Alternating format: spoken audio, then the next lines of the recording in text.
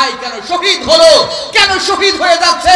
প্রতিদিন বাংলাদেশে দাঙ্গামা হাঙ্গামা লাগতেছে, কোন জায়গায় শান্তি নাই, পরিবারে শান্তি নাই, ব্যক্তি জীবনে শান্তি নাই, সমাজের শান্তি নাই, রাষ্ট্রের মধ্যে শান্তি নাই। একটাই মাত্র কারণ, আমরা নবীর কথাকে প্রাধান্য দেই না। কথা বলেন ঠিক কিনা? একটাই মাত্র কারণ, বিশ্বাস হলেও করার কিছু নাই, না হলেও করার কিছু নাই, এটাই বাস্তব। কথা বলেন ঠিক কিনা? হাসরের ময়দানে আমার মালিক যখন আমারে বলবে আমার জন্য কি আনছো, ওই দিনকে আমার মালিকরে আমি বলবো, ও দয়ার আল্লাহ,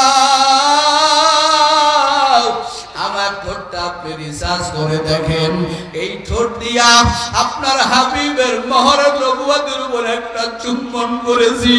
আমার তো তেমন কোনো আমল নাই, আমি আল্লাহর কাছে এটা নিয়ে পেশ করব। যেটা চাইছিলাম পেয়ে গেছি, বিয়াদবি যদি হয়ে যায়, ও নবী আমাকে ক্ষমা করে দেন। এমন ছিল আমার নবীর পুরা শরীরে বরকত। ও নবীর উম্মত, আমার আল্লাহ বরকত দিয়া দিবেন। আমার নবী যদি কোন সাহাবীকে লাঠি হাদিয়া দিছে, ওই সাহাবী লাঠি কোথাও ব্যবহার করে নাই, যত্ন করে রাখছে। এক সাহাবীকে লাঠি দিয়েছে, ওই সাহাবী লাঠিটা যত্ন করে রেখে দিয়েছে। পরিবার বর্গকে নসিহত করেছে, ও পরিবার বর্গ, আমার ইন্তেকালের পর এই নবীর দেওয়া হাতের লাঠিটা আমার কাফনের ভিতরে ঢুকাইয়া দিবা, আমার আল্লাহর কাছে নিয়ে উঠবো। আমার আল্লাহর হাবিবের হাতের লাঠি, এটাই তো আমার বড় সম্বল। আমার আল্লাহ পুরা শরীরের ভিতরে আমার আল্লাহ রহমত দান করেছেন। এক সাহাবী আমার নবীর সাথে মুসাফা করতে আসেন। আমার নবী কয়, খালি কি মুসাফা করবি? আমার হাতের আঙ্গুলের ভিতরে হাতের আঙ্গুলটা ঢুকাইয়া দে। সাবিতিনি ফামান সাবাকানি দাখালাল জান্নাহ। আমার নবী বলেন যে আমার হাতের ভিতরে আঙ্গুল ঢুকাইয়া দিল, আমি নবী তারে না নিয়া জান্নাতে যাব না। জোরে কন্না সুবহানাল্লাহ। বান্দিরে শোনায়, আমি আল্লাহ পাককে কেমনে পাবা? কিসের দ্বারা আমি আল্লাহ তোমার উপরে ভালোবাসা তৈরি করব? কিসের দ্বারা আমি আল্লাহ তোমাকে মোহাব্বত করব? আমার আল্লাহ কয়, ও পয়গম্বর, আমার দোস্ত, কুল ইন কুনতুম তুহিব্বুনাল্লাহ। ও পয়গম্বর, আপনার উম্মতের জানাইয়া দেন, আপনার উম্মতের ভিতরে যারা আমি আল্লাহর প্রেমে পড়তে চাইবে, যারা আমি আল্লাহর আশিক হতে চায়, ওই বান্দা বান্দিরে আপনি জানায়া দেন রে পয়গম্বর, ওরে তারা যাতে আমাকে মানার আগে, আমার প্রেমে পড়ার আগে যদি আপনার ইত্তেবা করে, আপনার উপরে পূর্ণ আস্থা রাখে, আপনার সুন্নতের ইত্তেবা যদি করতে পারে, তাদের অফার দেওয়া লাগবে না। আমি আল্লাহ নিজেই আপনার উম্মতের প্রেমে পড়ে যাব। আল্লাহ কয়, আমি তোমার অফার দেব, তোমাকে অফার দিতে হবে না রে বান্দা বান্দি। আল্লাহ মাঝখানে একটা শখ এঁকে দিলেন, একটা মেয়েদার দিয়া দিলেন। ও বান্দা বান্দির দল, যারা আমি আল্লাহর প্রেমে পড়তে চাও, তারা আমার হাবিবকে মোহাব্বত করো, তার সুন্নতের ইত্তেবা করো, তার তরিকায় চলিও, তাহলে তোমরা আমি আল্লাহর অফার পাইবা। আমরা সবাই কার অফার পেতে চাই? জোরে বলেন, কার? আল্লাহর অফার যদি পেতে চান, মাঝখানে আমার আল্লাহ ব্যারিকেড আটকায় দিলেন, আমার নবীকে মোহাব্বত করো। এখন একটা লোককে আমি মোহাব্বত করব কেমনে? এলাকার মেম্বারকে, এলাকার চেয়ারম্যানকে আমি মোহাব্বত করব কখন? যখন দেখব এই মেম্বার এই জনগণের প্রতি তার কতটা অবদান আছে। কথা কয় না? অবদান তার যত বেশি, তার গ্রহণযোগ্যতা বেশি না কম? কথা কয় বেশি না কম?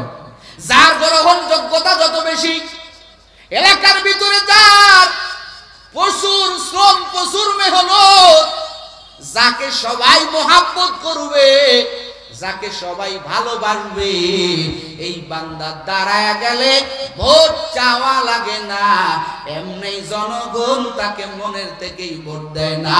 অমুক লোক ভালো, অমুক লোক নামাজি, অমুক লোক আল্লাহর বড় আশিক, এই লোকটাকে যদি আমগো জননেতা বানাইয়া দেই, আমাদের জনপ্রতিনিধি বানাইয়া দেই, এই লোকটা কখনো গরিবের মাল মেরে খাবে না, এই লোকটাকে সবাই মন থেকে ভোট দেয়। কথা বলেন ঠিক কিনা?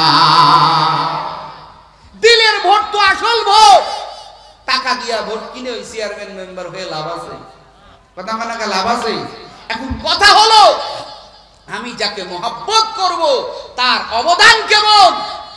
বিশ্বনবী মুহাম্মদ রাসূলুল্লাহ সাল্লাল্লাহু আলাইহি ওয়াসাল্লাম যাকে আমার আল্লাহ বললেন এই লোকটাকে মহব্বত করবা, এর কথা শুনবা, এই লোকটা কেমন? যার গোটা 63 বছরের জিন্দেগি রে বাবা আমার জন্য, আমার আপনার জন্য আদর্শ। আমার পয়গম্বর কেমন? একদিনকে কিছু সাহাবায়ে কেরাম যাইয়া বলেন, ও খাদিজা, ও আয়েশা রাদিয়াল্লাহু তাআলা, নবীর আদর্শের পরিচয় দিন। আয়েশা সিদ্দিকা বললেন, নবীর আদর্শের বয়ান শুনবা, তোমাদের সামনে কি মালিকের কোরআন নাই? বলে আছে। আয়েশা সিদ্দিকা বলেন, কোরআন যা নবীর আদর্শ তাই। জোরে কন্না সুবহানাল্লাহ। কোরআন পড়ো, যেই কোরআনের ভিতরে আমার আল্লাহ পড়তে পড়তে পড়তে পড়তে আমার আল্লাহ তার বন্ধুর পরিচয় আর বন্ধুর মহব্বতের প্রেম আমার আল্লাহ কোরআনুল কারীমের মধ্যে উঠে দিয়েছে। জোরে কন্না সুবহানাল্লাহ। মহব্বত বাড়বে কেমনে?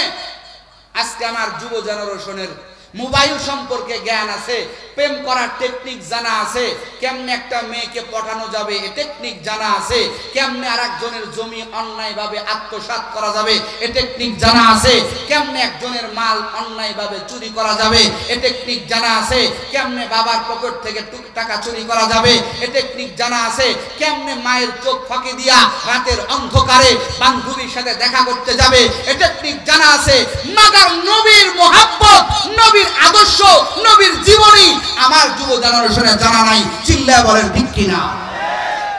বাস্তব হলে বলবেন, নবীর মহব্বত আসবে কেমনে?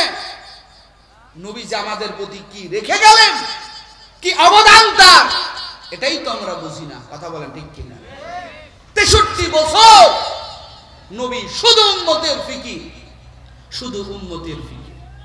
একটা সেকেন্ডের জন্য আমার নবী গুনাহগার উম্মতরে বলে না।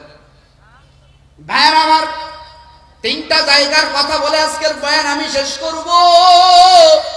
3টা জায়গা এত বিশাল পাওয়ার জায়গা, ওই জায়গা যা যা তো আমার নবী, মানুষ যেরকম ভালো ভালো জায়গা গেলে নিজের সবকিছু বোঝে, তার আহাল পরিবারের কথা পর্যন্ত মনে থাকে না। কিন্তু আমার নবী কেমন? আমার পয়গম্বর এমন আদর্শওয়ালা পয়গম্বর রে, ও পঞ্চগড়ের মুসলমান, আমার নবী এমন আদর্শওয়ালা নবী। আমার পয়গম্বর 3টা গুরুত্বপূর্ণ জায়গায় যাইয়া আমার নবী তার গুনাহগার উম্মতের বলে নাই। চিল্লায় কন্না সুবহানাল্লাহ। আমার নবীর 10 বছর, খেয়াল করবেন, নবুয়তের 11তম বছর আমার নবীর জীবন থেকে 2জন কলিজার মানুষ, একজন হলেন চাচা আবু তালেব, আর একজন হইলেন নবীর প্রথম স্ত্রী হযরতে খাদিজাতুল কুবরা রাদিয়াল্লাহু তাআলা আনহা। এই 2জন ব্যক্তি আমার নবীর প্রাণের ব্যক্তি, এত মহব্বত করতেন। মক্কার জগতে, মক্কার জীবনে, মক্কার জন্ম করেছেন আমার নবী, মক্কায় জন্মগ্রহণ করেছেন। ওরে যতদিন আবু তালেব মক্কা নগরীতে বেঁচে থাকা, ওরে আমার নবীর দিকে কোনো বেঈমান হাত তুলা তো দূরের কথা, তলোয়ার উঠানো দূরের কথা, একটা কটু কথা বলতে পর্যন্ত সাহস পায় নাই। কারণ আবু তালেবের ভাষ্য, ওরে আমি যতদিন বেঁচে আছি আমার ভাতিজা মুহাম্মদকে কোনো কিছু বলতে পারবি না। জোরে কন্নে একটু আল্লাহু আকবার। কলিজার মানুষ ভাইরা আমার, যদিও মুহাব্বত করে, যদিও ভালোবাসা, এই আবু তালিব মোহাব্বত কম ছিল না, কিন্তু বাবা এখান থেকে আমরা ছোট্ট একটা সবক নিতে পারবো। আবু তালেব রাসূলকে খুব বিশাল মোহাব্বত করেছেন, একেবারে 6 বছর থেকে নিয়ে একেবারে নবীকে কোলে পিঠে করে নবীকে মানুষ করেছেন, নবীকে কাছে নিয়ে ঘুমাইছেন। কিন্তু বাপজানেরা বলেন তো, এই আবু তালেব কি কালেমাওয়ালা হয়ে কবরে যেতে পারছে? কতক্ষণ পারছে? মোহাব্বত তো কম ছিল না। আমগো মুসলমানের ভিতরে এক শ্রেণীর মানুষ, তারাও নবীকে মোহাব্বত করে, কিন্তু নবীর আদর্শ মানে না। ওরে না মানার কারণে আবু তালেব যেমন নবীর আদর্শ মানে নাই, নবীকে মোহাব্বত করছে। শুধু মোহাব্বত করলে নবীর খাঁটি আশিক হওয়া যায় না, নবীর প্রকৃত সুন্নতের তাবেদারি হতে হবে। নবীর খাঁটি আশিক হতে হলে নবী যা করতে বলছেন করতে হবে, নবী যা ছাড়তে বলছেন ছাড়তে হবে। যারা এটা করতে পারবেন এরাই হলো একমাত্র আমার নবীর খাঁটি আশিক। কথা বলেন ঠিক কিনা? এরাই খাঁটি আশিক। ভাইরা আমার, যাই হোক, এই দিকে যাব না। নবীর জীবন থেকে খাদিজাও নাই, নবীর জীবন থেকে আবু তালিবও নাই। নবী আমার ভেঙ্গে বললেন, আমার পয়গম্বর মন বড় বেজার, কারণ খাদিজাতুল কুবরা রাদিয়াল্লাহু তাআলা আনহা নবী যতদিন জমিনে বেঁচে ছিলেন রে বাপজানেরা, ও যুবক, আমার নবী একটা সেকেন্ডের জন্য নবী আমার খাদিজার কথা বলে নাই। কারণ নবী যত বড় বড় পেরেশানি নিয়া তার হুজরার ভিতরে ঢুকতেন, ওরে নবীর পেরেশানি মুখ দেখিয়া, মলিন মুখ দেখিয়া, ওরে খাদিজা যদিও নবীর জীবনে একটা বুড়ি মহিলা হয়ে আসছে, আমার পয়গম্বরের জীবনে ওরে 3 স্বামীর পরে আমার পয়গম্বরের জীবনে আসছেন। আমার নবীর জীবনে আইসা এমন আদর্শ দেখাইছেন, আমার নবী নারী লোভী না। আমার নবী যতদিন বেঁচে ছিলেন, আমার পয়গম্বর তার আদরের স্ত্রী, সবচাইতে প্রথম স্ত্রী খাদিজার কথা আমার নবী 1 সেকেন্ডের জন্য আমার পয়গম্বর কখনো ভুলে নাই। জোরে কন্না সুবহানাল্লাহ। নবী মদিনার জিন্দেগিতে আমার নবীও কান্নার আওয়াজ, আমার পয়গম্বর মাঝে মাঝেই কাঁদতেন, জান্নাতুল বাকির কিনারায় যাইয়া মাঝে মাঝেই কান্না করতেন।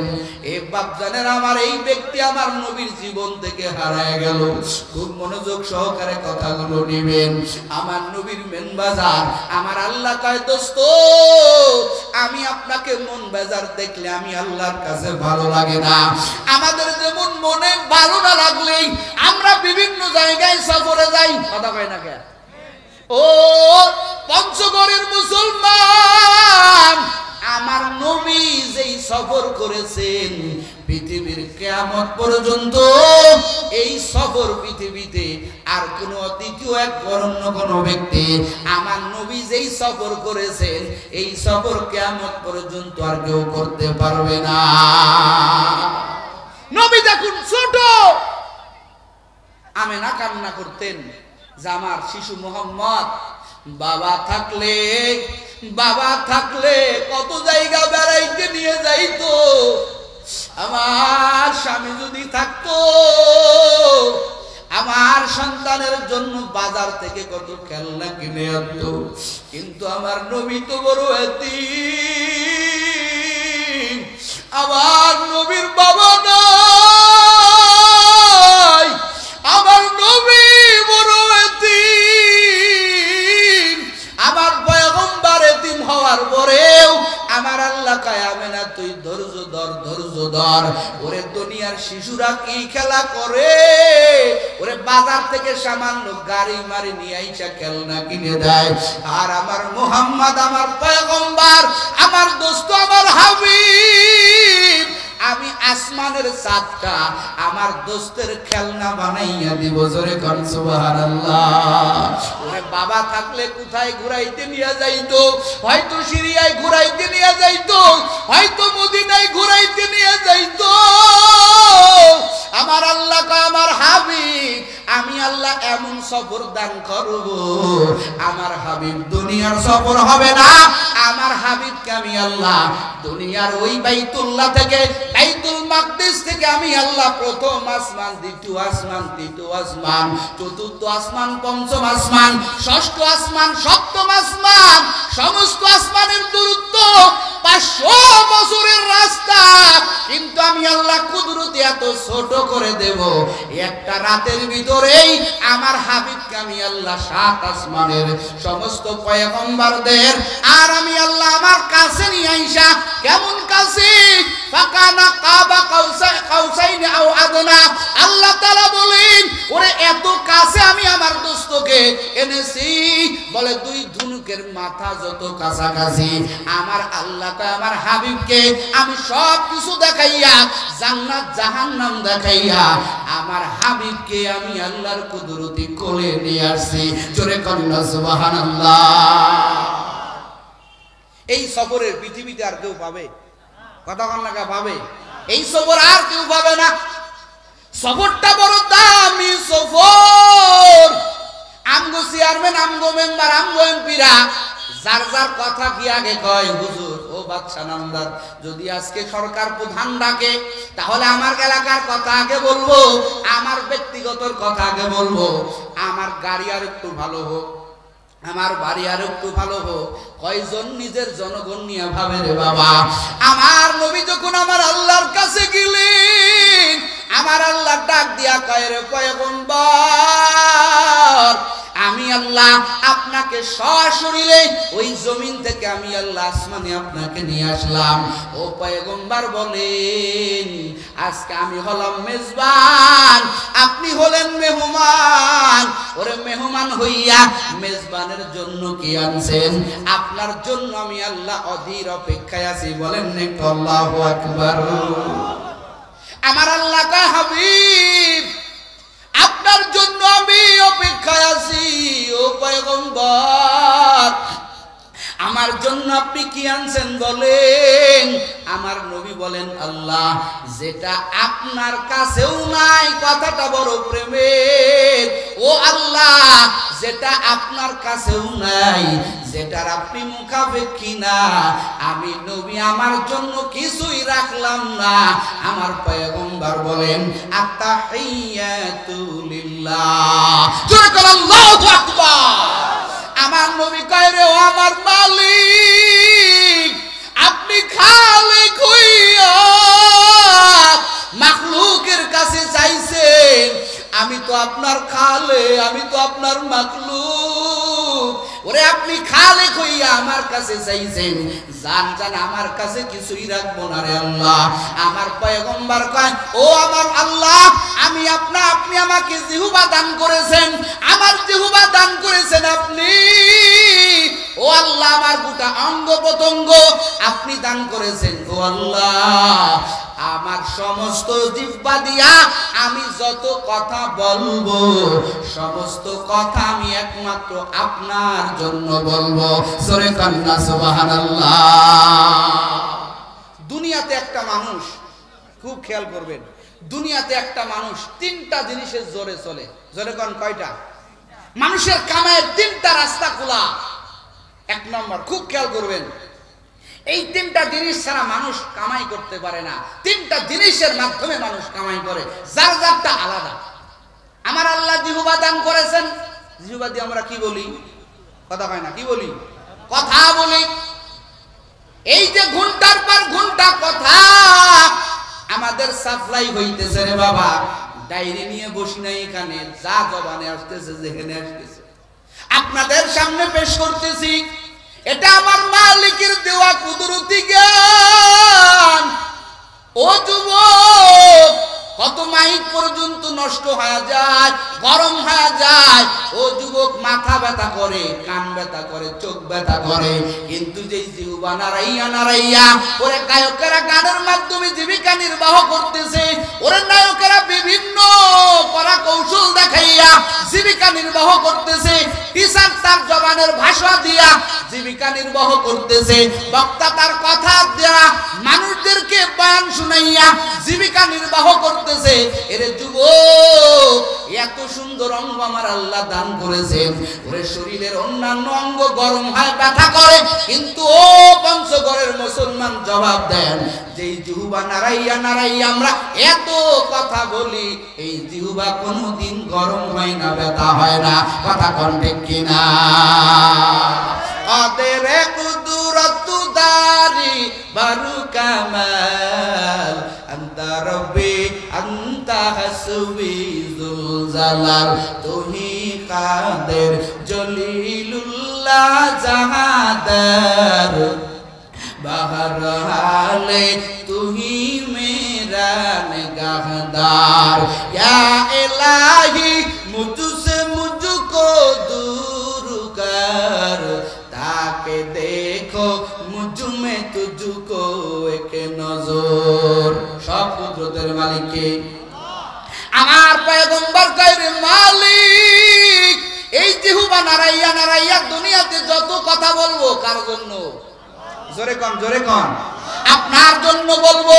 ও আল্লাহ, আত্তাহিয়াতু লিল্লাহ ওয়াস সালাওয়াতু ওয়াত তাইয়্যিবাত। আরেকটা জিনিসের দ্বারা মানুষ চলে, মানুষকে আমার আল্লাহ হাতে শক্তি দিয়েছে, মানুষের আমার আল্লাহ মেধায় শক্তি দিয়েছে, মানুষের আমার আল্লাহ পায়ে শক্তি দিয়েছে, শরীরে শক্তি দিয়েছে। কেউ কেউ জবান বাড়াইয়া বাড়াইয়া জীবিকা নির্বাহ করে রে বাপজান, আবার কেউ কেউ তার গায়ের শ্রম বিক্রি করিয়া, শ্রম দিয়া কৃষক কৃষি খাতে ফসল ফলায়, জীবিকা নির্বাহের ব্যবস্থা হয়ে যায়। আমার পয়গম্বর কয়, আল্লাহ আপনি আমার হাত দিয়েছেন, পা দিয়েছেন, চোখ দিয়েছেন, আমাকে গোটা অঙ্গ প্রত্যঙ্গ দান করেছেন। ও আল্লাহ, এই জবান দ্বারা, আমার গোটা অঙ্গের দ্বারা আমি যা কিছু করব, হাত দিয়া যদি কোনো জিনিস ধরি আপনার জন্য ধরব, এই পা দিয়া যদি আমি কোথাও আগাইয়া যাই আমার ব্যক্তিগত চাহিদার জন্য যাব না, এই হাত দিয়া যদি কাউকে মোহাব্বত করি, এই হাত দিয়া যদি তরবারি ধরি, যা কিছু করব দুনিয়াতে কারোর জন্য করব না, আমার গোটা অঙ্গ প্রত্যঙ্গ গুলো আমি পয়গম্বর আপনার জন্য, আমি পয়গম্বর আপনার জন্য বরাদ্দ করে দিলাম। জোরে কোন সুবহানাল্লাহ। আর বাকি আছে কি? অত্তইবাত। আমার হাবিব বলেন, ও আল্লাহ আপনি যদি দুনিয়াতে আমাকে কোনো সম্পদ দিয়ে থাকেন, এই সম্পদটা আমি আমার জন্য রাখবো না, আমাকে আপনি যত সম্পদ দিবেন, ও আমার আল্লাহ এই সম্পদগুলো আমি আপনার জন্য বরাদ্দ করে দেব। বলেন না একটু সুবহানাল্লাহ। আর কি চান? একটা মানুষ তো এই তিনটা জিনিসের মাধ্যমেই চলে। কথা কোন ঠিক কিনা? হয় জবানের কামাই, হয় হাতের শ্রমের কামাই, আর না হয় টাকা পয়সা দিয়ে ব্যবসার কামাই। কথা কোন ঠিক কিনা? এছাড়া কি কোনো আয় রোজগার করার ব্যবস্থা আছে? কথা কোন নাকি আছে? নবী কয়, আল্লাহ তিনটা আমি আপনার জন্য বরাদ্দ করে দিলাম। জোরে কোন সুবহানাল্লাহ। আল্লাহ কয়, তুমি তো মাখলুক, আমি তো খালেক, আমি চাইলাম তুমি দিয়া দিলা। খুব মনোযোগ দিবেন ও যুবকেরা। নবী আল্লাহর কাছে গেছেন, ডেকে নিছেন, মেহমান পাঠাইয়া জিব্রাইল আর মিকাইলকে পাঠাইয়া নিয়ে গেলেন। আল্লাহ চাইলেন, নবী দিয়া দিলেন, কিছুই রাখে নাই। আল্লাহ কয়, দোস্ত আপনি মাখলুক হইয়া আমি খালেকের সব দিয়া দিলেন, আমি আল্লাহর কি মনে চায় না, আমি আল্লাহ আপনাকে দিব।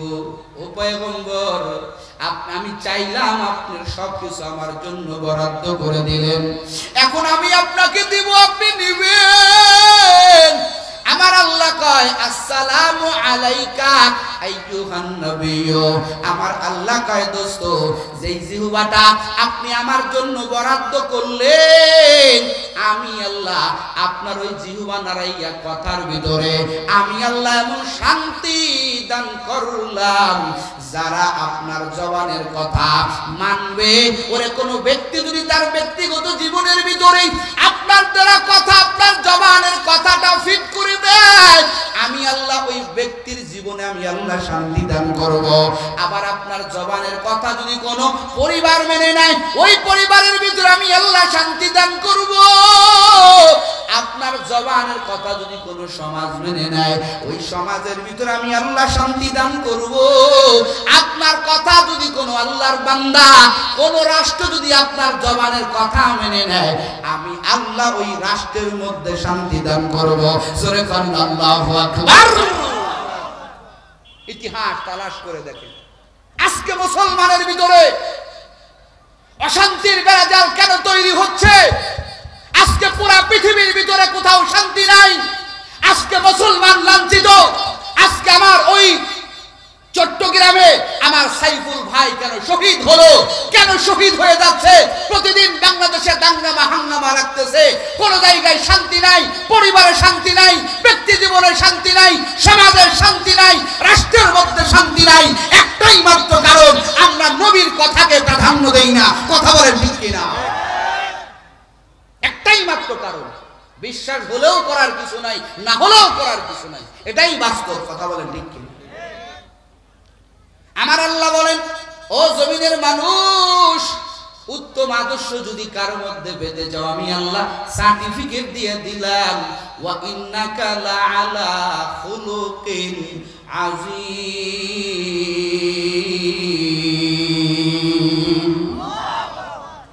নবীর চরিত্রই একমাত্র উত্তম চরিত্র। নবীর কথা বার্তা, আচার আচরণ সবকিছু উত্তম বলেছেন কে? জোরে বলেন কে? সার্টিফিকেট কে দিয়েছেন? ডোনাল্ড ট্রাম্প দেয় নাই, আমেরিকা দেয় নাই, রাশিয়া দেয় নাই, চীন দেয় নাই। স্বয়ং সমস্ত কিছুর যিনি মালিক, সেই আল্লাহ আমার নবীর চরিত্রের সনদ দিয়ে দিয়েছেন, সার্টিফিকেট দিয়ে দিয়েছেন। জোরে বলেন আল্লাহু আকবার। পৃথিবীতে যদি আদর্শ কারো মানতে চান, নবীর আদর্শ বিকল্প কোনো রাস্তা কথা বলনাকে আছে নাই। আল্লাহ কয়, দোস্ত আপনি আপনার জবান দিয়ে দিয়েছেন, আপনার জীব আমি আল্লাহর জন্য বরাদ্দ করে দিলেন। আমি আল্লাহ তাআলা আমার কাছে কিছুই রাখলাম না, সব কিছু আমি আল্লাহ আপনার জন্য কি করে দিলাম, টার্গেট করে দিলাম। আপনার জবান আমার জন্য বরাদ্দ করলেন। আপনার কথা যারা মানবে, আমি আল্লাহ ওয়াদা দিয়া দিলাম, যারা কথাগুলো মানবে আমি আল্লাহ তাদের মধ্যে শান্তি দান করব। জোরে কোন সুবহানাল্লাহ। যারা নবীর কথা মানছে, যারা নবীর আদর্শ ধরছে, এদের মধ্যে শান্তি আছে না নাই? কথাখান আছে না নাই? আজকের থেকে পরীক্ষা করে দেখবেন। আমার নবী বললেন, ও উম্মতের দল, তোমরা নামাজের ভিতরে সুন্নত তরিকায় নামাজ পড়ো। সাল্লু কামা রাআইতুমুনি উসাল্লি। আমার নবীর তরিকায় নামাজ পড়ো। আমার নবী বললেন, যখন রাতে ঘুমাইতে যাইবা, ডান কাত হইয়া ডান হাতটা তোমার মাথার নিচে দিয়া, ওরে ডান কাত হয়ে সুন্দর করে কেবলা দিকে মুখ করে তুমি ঘুমাইয়া যাও। আমার নবীর তরিকা মানো না, ও যুবক, রাতের বেলা আজে বাজে স্বপ্ন দেখো, তোমার অবস্থা খারাপ হয়ে যায়, জিনের আক্রমণ হয়। একটাই মাত্র কারণ, তোমার ভিতরে আমার নবীর কথার কোনো আমল তোমার ভিতরে নাই। কথা বলেন ঠিক কিনা? এজন্য যারা আল্লাহর প্রকৃত আশিক, যারা আমার আল্লাহর প্রকৃত মাহবুব, এরা আমার নবীর আদর্শের বাইরে চলে না। আমার আল্লাহ কয়, দোস্ত আপনার দোয়া শেষ, এবার আমি আল্লাহ পাক দিব, আমি আপনাকে দিব। যারা আপনার কথা মানবে, আমি আল্লাহ তাদেরকে তাদের ভিতরে শান্তি দান করব। আসসালামু আলাইকা আইয়ুহান নাবিয়্যু ওয়া রাহমাতুল্লাহি ওয়া বারাকাতু। আমার আল্লাহ কয়, দোস্ত আপনার গোটা অঙ্গ প্রত্যঙ্গ আমি আল্লাহর জন্য আপনি বরাদ্দ করে দিলেন। ও আমার হাবিব, আপনার গোটা অঙ্গ প্রত্যঙ্গ আমার জন্য দিলেন। আমি আল্লাহ আপনার গোটা অঙ্গ প্রত্যঙ্গের মধ্যে আমি আল্লাহ রহমত দান করলাম। আপনি যে জিনিসটা ধরবেন, আপনি যে জিনিসটা ছুবেন, আমি আল্লাহ আপনার পুরা শরীর মুবারক আমি আল্লাহ একটা আতরের ডিব্বা বানিয়ে দিলাম। জোরে কোন সুবহানাল্লাহ। নবীর এক একটা অঙ্গ, এক একটা পরশ সাহাবাদের কাছে বিশাল পাওয়া ছিল। জোরে কোন সুবহানাল্লাহ। বিশাল পাওয়া ছিল। এজন্য নবী যদি কিছু ধরতেন, নবী যদি কিছু দিতেন, সাহাবায়ে কেরাম ওটাকে নাজাতের জরিয়া মনে করতেন। সুবহানাল্লাহ। জোরে বলেন। ও আল্লাহর বান্দারা, ও যুবক, একদিনকে হাদিসের কথা বলতেছি, একদিন কি আমার নবী বলতেছেন, ও সাহাবায়ে কেরাম, আমি কারো কাছে দিনা থাকতে চাই না, আমি সবার দিনা পরিশোধ করতে চাই, কারো পাওনা নিয়ে আমি নবী কবরে যেতে চাই না। ওরে তোমাদের মধ্যে কেউ কি আছো আমার কাছে কোনো পাওনা পাবে? আমি নবী ওয়াদা দিলাম তার পাওনাটা পরিশোধ করব। এই কথাটা বলার পরে ও পঞ্চগড়ের মুসলমান একজন সাহাবী দাঁড়াইয়া গেল। সব সাহাবারা তাকাইয়া আছে, ওরে নবীর কাছে পাওনা পাইলেও তো আমরা কোনোদিন যাব না। ওর কত বড় সাহস, ও কেমনে দাঁড়াইয়া গেল নবীর কাছ থেকে পাওনা আদায় করবে। কিন্তু ওই সাহাবী তো মনে বড় আশা নিয়ে দাঁড়াইছে। এবার নবী বলে, আগায় আসো, তোমার পাওনাটা কি বলো। ওই সাহাবী ডাক দিয়া কয়, নবী একদিন কি আপনি একটা লাঠি দিয়ে আমাকে বাড়ি মারছিলেন। এই কথা বলার পরে সাহাবায়ে কেরাম বলেন, কত বড় সাহস, নবী নাকি ওর মারছিল, আজকেও নবীর পাওনা আদায় করবে।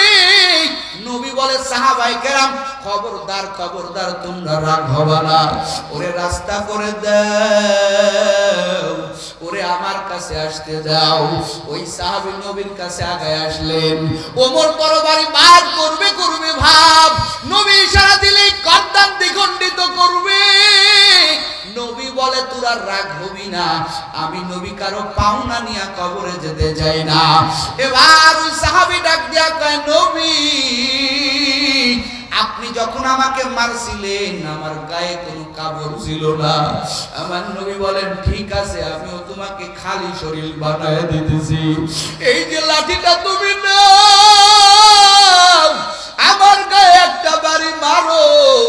এই কথা বলার পরে সাহাবায়ে কেরামের চোখ মুখ লাল হয়ে গেছে। আমার নবী পাওনা আদায় করতেছে। নবী আমার বলে, ঠিক আছে, লাঠি দিয়ে আঘাত করো। নবী আমার পিছন থেকে তার গায়ের চাদর মোবারকটা আস্তে আস্তে উঠাইতেছে। রে যুবক, আমার নবীর ঘাড়ের পিছনে একটা মোহরে নবুয়তের সিল মোহর, আমার আল্লাহ প্রদত্ত ওই সিলটা, ওই সাহাবীর বহুদিনের বাসনা নবীর মোহরে নবুয়তের সিল মোহরের উপরে একটা চুমা দিবে। নবী যখন তার পুরা পিঠ থেকে চাদরটা সরায় ফেলছে, ওই সাহাবী লাঠিটা চেপকায় ফেলাইয়া পিছন দিক দিয়ে আমার নবীর জড়াই, আমাকে ক্ষমা করবেন, আর ওই মোহরে নবুয়তের উপরে জোরে করে একটা চুম্বন লাগায় দিল। বলেন আল্লাহু আকবার। আমার নবীর কাছে কান্না করতেছে আর বলতেছে, রে নবী আমার বহুদিনের তামান্না আপনার নহমহরে নবুয়তের উপরে একটা চুম্বন দিব। হাসরের ময়দানে আমার মালিক যখন আমারে বলবে আমার জন্য কি আনছো, ওই দিনকে আমার মালিকরে আমি বলবো, ও দয়ার আল্লাহ আমার ঠোঁটটা আপনি রিসার্চ করে দেখেন, এই ঠোঁট দিয়া আপনার হাবিবের মোহরে নবুয়তের উপর একটা চুম্বন করেছি। আমার তো তেমন কোনো আমল নাই, আমি আল্লাহর কাছে এটা নিয়ে পেশ করব। যেটা চাইছিলাম পেয়ে গেছি, বেয়াদবি যদি হয়ে যায় ও নবী আমাকে ক্ষমা করে দেন। এমন ছিল আমার নবীর পুরা শরীরে বরকত। ও নবীর উম্মত, আমার আল্লাহ বরকত দিয়া দিবেন। আমার নবী যদি কোন সাহাবীকে লাঠি হাদিয়া দিছে, ওই সাহাবী লাঠি কোথাও ব্যবহার করে নাই, যত্ন করে রাখছে। এক সাহাবীকে লাঠি দিয়েছে, ওই সাহাবী লাঠিটা যত্ন করে রেখে দিয়েছে। পরিবার বর্গকে নসিহত করেছে, ও পরিবার বর্গ, আমার ইন্তেকালের পর এই নবীর দেওয়া হাতের লাঠিটা আমার কাফনের ভিতরে ঢুকাইয়া দিবা, আমার আল্লাহর কাছে নিয়ে উঠবো। আমার আল্লাহর হাবিবের হাতের লাঠি, এটাই তো আমার বড় সম্বল। আমার আল্লাহ পুরা শরীরের ভিতরে আমার আল্লাহ রহমত দান করেছেন। এক সাহাবী আমার নবীর সাথে মুসাফা করতে আসেন। আমার নবী কয়, খালি কি মুসাফা করবি? আমার হাতের আঙ্গুলের ভিতরে হাতের আঙ্গুলটা ঢুকাইয়া দে, সাবিতিনি ফামান সাবাকানি দাখালাল জান্নাহ। আমার নবী বলেন যে আমার হাতের ভিতরে আঙ্গুল ঢুকাইয়া দিল, আমি নবী তারে না নিয়া জান্নাতে যাব না। জোরে কন্না সুবহানাল্লাহ। ও পঞ্চগড়ের মুসলমান, আমার আল্লাহ কয় দোস্ত আপনি দিলেন আমিও দিব। আমার আল্লাহ যখন সালাম দিয়েছেন আপনার সমস্ত কাজের ভিতরে আমি আল্লাহ শান্তি দান করলাম, আপনার জিহ্বার কথার ভিতরে আমি আল্লাহ শান্তি দান করলাম। এই পঞ্চগড়ের মুসলমান, আমার আল্লাহর কাছে নবী তখন বলেন, ও দয়ার মালিক, আমার বাবা নাই, আমার মা নাই, আমার বিবি খাদিজার ইন্তেকাল, আমার চাচার ইন্তেকাল, আমার দিল খারাপ দেখে, আমার মন খারাপ দেখে আমারে খুশি করার লাইগা আপনি আসমানে নিয়ে আসলেন। ও আল্লাহ, আমার তো মনে চায় আমারে পাই আপনি আমাকে সালাম দিলেন। ও আল্লাহ, জমিনে আমার হাজার হাজার উম্মতেরা আছে, ও আল্লাহ আমারও তো মনে চায় আমার গুনাহগার উম্মতের একটু সালাম পৌঁছাইয়া দেওয়ার। আপনার কুদরতি সালাম যে কত বরকত, ও দয়ার আল্লাহ, আমার মনে চায় আপনার কুদরতি জবানের সালামটা আমার উম্মতেরাও পাক। এর পঞ্চগড়ের মুসলমান, ওই জায়গা যায় আমার আল্লাহ একটা মুহূর্তের জন্য তোমাকে বলে নাই, আমাকে বলে নাই।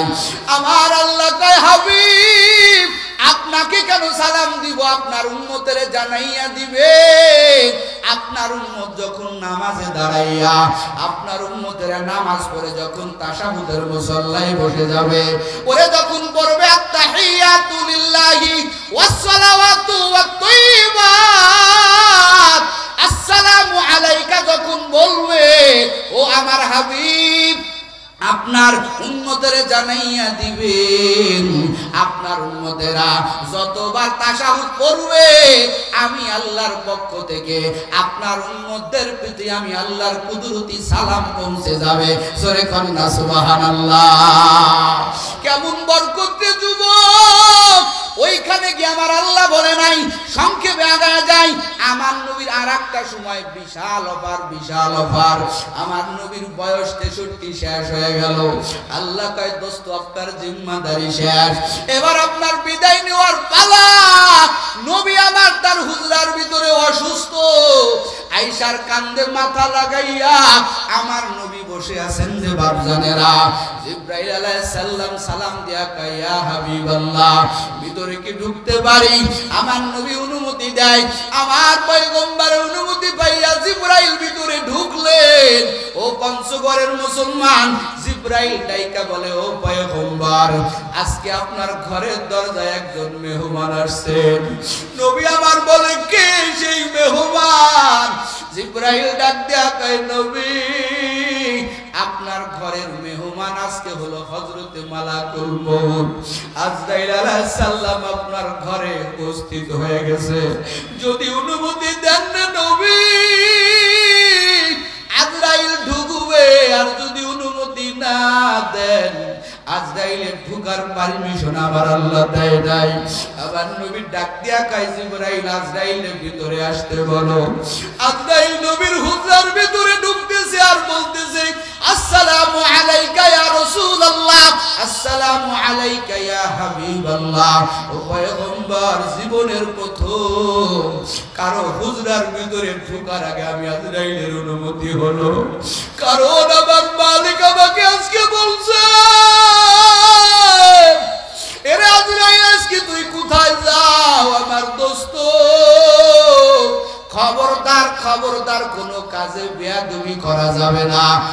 আমার হাবিব যদি তোমাকে অনুমতি দেয় ঢুকবা, আর যদি অনুমতি না দেয় রে আজরাইল, খবরদার ঢুকা যাবে না। আজরাইল বলে, ও পয়গম্বর, যদি অনুমতি দেন তো জান কবজ করব, আর যদি অনুমতি না দেন আমি আজরাইল চলে যাব, জান কবজ করার পারমিশন নাই। আমার নবী আজরাইলের মুখের এই কথা শুনিয়া একবার জিবরাইলের দিকে তাকায় আর একবার আজরাইলের দিকে তাকায়। জিবরাইল বলে ও পয়গম্বর কি তাকান কেন? নবী আমার বলে আজরাইল জিবরাইল এখন আমি কি করব তুমি বলে দাও। এবার জিবরাইল ডাইকা বলে ও পয়গম্বর আমি আজকে যখন আসমান থেকে আসছি আমি আল্লাহ পাকের ভিন্ন সূরত দেখেছি, কারণ আমি জিবরাইল আল্লাহর কাছাকাছি থাকি, আমার আল্লাহর ভাবমূর্তি বুঝি। ওরে এক বন্ধু যখন আর এক বন্ধুর বাড়িতে বেড়াইতে যায় ওই বন্ধু ঘরগুলো গুছায় ফেলে, বাড়ির আঙিনা পরিষ্কার করে, কারণ বন্ধুর আগমন। জিবরাইল ডাক দিয়া কয় রে আজরাইল ও পয়গম্বর আমার আল্লাহকে আমি আজকে ভিন্ন সূরাতে দেখছি, আমার আল্লাহ আপনার দিদারের জন্য আমার আল্লাহ অপেক্ষা করতেছে। বলেন আল্লাহু আকবার। ওরে মাওলার দিদার কি না চাই রে যুবক। আমার নবী কয় রে জিবরাইল আজরাইল আমার জানটা কবজ করলে আমি আমার মাওলার দিদারে চলে যাব, আমি তো আমার মাওলার দিদারে যাইব। এদিকে আবার লক্ষ লক্ষ উম্মত, এরা কোথায় নবী পাইবে? ওরে আমার সাহাবীরা যখন পেটে ক্ষুধা নিয়া আমি নবীর সামনে এসে দাঁড়াইতো, আমি নবীর একটা নজর দেখার সাথে সাথে আমার সাহাবীদের পেটের ক্ষুধা নিবারণ হয়ে যাইত। আমি আমার সাহাবাদেরকে ছাড়িয়া আমি আমার গুনাহগার উম্মতের ছাড়িয়া যাব না। ওরে আমি যদি আমার মাওলার দিদারে না যাই আমার মাওলার বিন্দু পরিমাণ ক্ষতি হবে না। তাড়াতাড়ি যাও, তাড়াতাড়ি গিয়ে জানাইয়া দিও আমার মাওলারে বলিয়া দেও আমি আমার গুনাহগার উম্মতের রাইকা কোথাও যেতে চাই না। এরে পঞ্চগড়ের মুসলমান আমার আল্লাহ দিদারের জন্য ডাকি, আর আমার নবী তোমার আমার পিছনে তাকাইয়া থাকে, আমার গুনাহগার উম্মতের কি হালাত হবে? এরে যুবক কোন নবীর আদর্শ মানো না, কোন নবীর সিরাত থেকে সুরাত থেকে তুমি দূরে সরে গেলা, কোন নবীর সুন্নত মানতে তোমার ভালো লাগে না, যেই নবী মরণের বেলায় তোমাকে আমাকে এক সেকেন্ডের জন্য বলে নাই, মুহূর্তের মধ্যে জিবরাইল চলে গেল আল্লাহর কাছে, চিল্লায় কোন আল্লাহু আকবার। জিবরাইল যাইয়া কয় ও আল্লাহ আপনার বন্ধু তো আসতে চাই না তার গুনাহগার উম্মতের মায়ায়, ও হাবিব আমার, ও আল্লাহ আপনার উম্মতের আপনার হাবিবের কি বুঝ দিব? আল্লাহ কয় জিবরাইল আমার হাবিবরে বুঝ দিয়া দেও তার উম্মতের জন্য চিন্তা করা লাগবে না। ওরে আমার হাবিব আমার বান্দা বান্দির জন্য পেরেশান, তিনি কেন পেরেশান হবে? আমি আল্লাহ তো বড় পেরেশান। ও হাবিব জিবরাইল মুহূর্তের মধ্যে চলে যাও আমার হাবিবরে তুমি জানায় দাও তার গুনাহগার উম্মতের নিয়া বিন্দু পরিমাণ চিন্তা করা লাগবে না। আমার হাবিব যখন আমি আল্লাহর সান্নিধ্যে আসবে, আমি আল্লাহর মুলাকাতে আসবে, তার সমস্ত উম্মতের ভার আমি আল্লাহ কুদরতি জিম্মায় নিয়ে নিলাম। চিল্লাকান সুবহানাল্লাহ। নবী এনতে গেলার বেলায় বলে না আমার নবীর চিন্তা আমার উম্মতের কি অবস্থা হবে? ও পঞ্চগড়ের মুসলমান, শুধুমাত্র দুনিয়ার জীবনে নাই রে বাবা, আখিরাতের ময়দান যেদিন কায়েম হয়ে যাবে, হাদিসের মধ্যে নবী বলেন কারো কোনো খবর থাকবে না, সবাই বড় পেরেশান। সমস্ত নবীরা বলবে আল্লাহ আমাকে বাঁচান, আমাকে বাঁচান, আমাকে বাঁচান, আয় আল্লাহ আমি বড় গুনাহগার, আমাকে আপনি বাঁচান। ও আল্লাহ আমি বড় গুনাহগার, আমাকে আপনি বাঁচান, আমাকে বাঁচান। ও আল্লাহ যার যার চিন্তায় সেই ব্যস্ত হয়ে যাবে, সমস্ত মানুষগুলো পাগলের মতো হয়ে যাবে, কারণ হাসরের ময়দানটা বড় ভয়ঙ্কর ময়দান। খুব মনোযোগ দিবেন ও যুবক, আজকে 9,30,00,000 মাইল দূরে সূর্য, ওই সূর্যের সামান্য তাপ তুমিও সহ্য করতে পারো না, আমিও সহ্য করতে পারি না। হাসরের ময়দান যেদিন কায়েম হয়ে যাবে রে বাবা, আধা হাত উপরে সূর্য, নিচে তামার জমিন, ওইখানে কি অবস্থা হবে আমার আল্লাহ বলবেন, হে সূর্য আজকে তোর সমস্ত তাপগুলো ছেড়ে দে, তোর সমস্ত তাপগুলো ছেড়ে দে, আর তুই আমার বেনামাজি গুনাহগার বান্দাগুলোর মাথা তোর তাপের দ্বারা টাস টাস করে ফাটাইয়া দে। বেনামাজি গুনাহগার গুলো কান্না করবে, মাথা মোবার মাথা পর্যন্ত, ভেলু পর্যন্ত ওই ভাতের মারের মতো উতলাইতে থাকবে। সবাই বলবে আল্লাহ বিচার কার্য শুরু করেন, শুরু করেন, কিন্তু কারো কথা ওই দিনকে গ্রান্টেড হবে না। আমার নবী বলেন সমস্ত আমার উম্মতেরা সবাই আদম আলাইহিস সালামের চতুর্দিকে ঘিরিয়া ফেলবে। আদমরে ডাক দিয়া বলবে, আব্বাজান আপনার সন্তানেরা তো সহ্য করতে পারে না রে বাবা, আল্লাহর কাছে একটু আপনি প্রার্থনা করেন আল্লাহ যাতে আমাদের বিচার কার্য শুরু করে। এইভাবে তো আর দাঁড়ায় থাকতে পারি না, 50,000 পর্যন্ত দাঁড়ায় থাকবে। এরে উম্মতের দল, আদম আলাইহিস সালাম বলবেন আমার সন্তান আমার কাছে তোমরা আইছো, কিন্তু আমি তো বড় দুর্বল, আমি তো বড় গুনাহগার।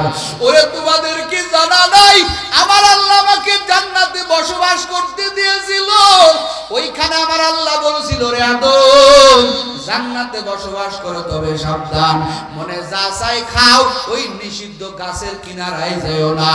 আমি তো ওই দিনকে আল্লাহর একটা আদেশকে আমি লঙ্ঘন করেছি, আল্লাহ যদি আজকে আমাকে দরিয়ায় ফেলে রে আদম কেন তুই ওই গাছের কিনারায় গেলি, আমি আদমের কোনো জবাব নাই। আদম বলবে রব্বি নাফসি ইয়া রব্বি নাফসি, ও আমার বান্দারা, ও আমার সন্তানেরা, আমার কোনো ক্রেডিট নাই, আমার কোনো যোগ্যতা নাই। আদম আলাইহিস সালাম দেখাইয়া দিবে, ওই যে দেখা যায় নূহ আলাইহিস সালাম, যা যা তার কিনারায় চলে যা। সব উম্মতেরা নূহ আলাইহিস সালামের চতুর্দিকে ঘিরবে। নূহ আলাইহিস সালাম ডাক দিয়া বলবে আমিও পারবো।